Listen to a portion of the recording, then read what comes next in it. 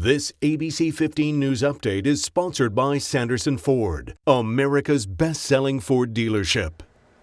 Good morning, I'm Mark Thompson with your morning update from ABC15 Arizona.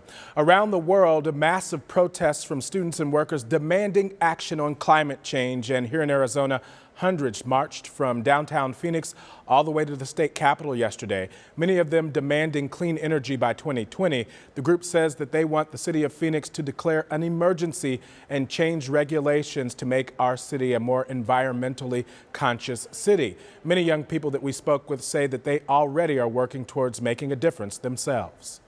I like to plant a lot of plants, and I also sometimes will go to the parks, and sometimes I'll bring trash bags with me to pick up all the trash that I see because there's a lot and it's really sad. Also in attendance, some biologists and ecologists from some local community colleges, and they called this a do or die moment and tell us that something needs to change.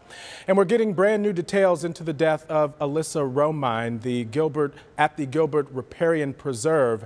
Alyssa was found dead in a pond back in 2016, and now we're learning that the investigation and investigators had talked with transients and family members and friends at the time and combed the preserve for possible evidence as they tried to figure out exactly what happened to her. But to this day, police don't know how she died or if a crime even happened or if anyone else was involved. We want to solve this case. We want to determine what really happened. Unfortunately, the reality is this may be a case that we are unable to ever determine what really happened. As police spoke with different people, they were presented different theories as to what may have happened to her, making this case that much more difficult to investigate. The city of Goodyear started work this week to repair a pipeline under Bullard Wash. That pipe is supposed to carry farm irrigation water underground. Instead, irrigation water was overflowing and flooding out streets in the Pebble Creek neighborhood. Residents asked ABC15 investigators for help, and we learned that city workers had found debris and damage to a pipe, which they promised to repair. The work is expected to take 8 weeks. And a man arrested for driving the wrong way last month told police that he did it because that he had just returned from Australia, where apparently they drive on the other side of the road. Police tell us that the driver, Mark Rock, was driving westbound in the eastbound lanes of I-10 near Pecos Road back in August.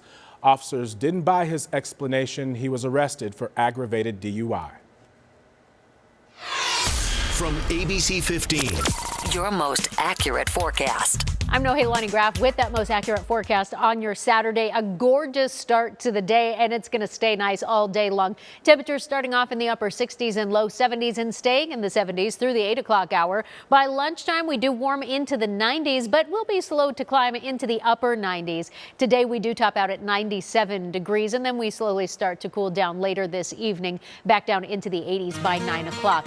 Clear skies today. We'll see a few more clouds build in on your Sunday with slightly warmer temperatures, topping out at 98 degrees. Then overnight Sunday, we've got a slight chance of scattered showers as the next storm system starts to move in. The bulk of this rain looking to fall on Monday, so it is a weather action day. 60% chance of storms in our valley forecast with highs at 92 degrees. We're likely going to see those storm chances carry over into Tuesday morning, so that could make for a soggy commute. 40% chance of scattered showers there. And right now the models are saying maybe an inch or even 2 inches around the valley possible. Then those storm chances back off Wednesday and taper off finally into Thursday, but our temperatures stay in the low 90s as we head into next weekend and start to dry out. We're going to have another update for you later this afternoon, but until then, you can get the latest news, weather, and traffic by heading to our website, abc15.com, or as always, we invite you to also download our free ABC15 app. Make it a great day. This ABC 15 News Update is sponsored by Sanderson Ford, America's best-selling Ford dealership.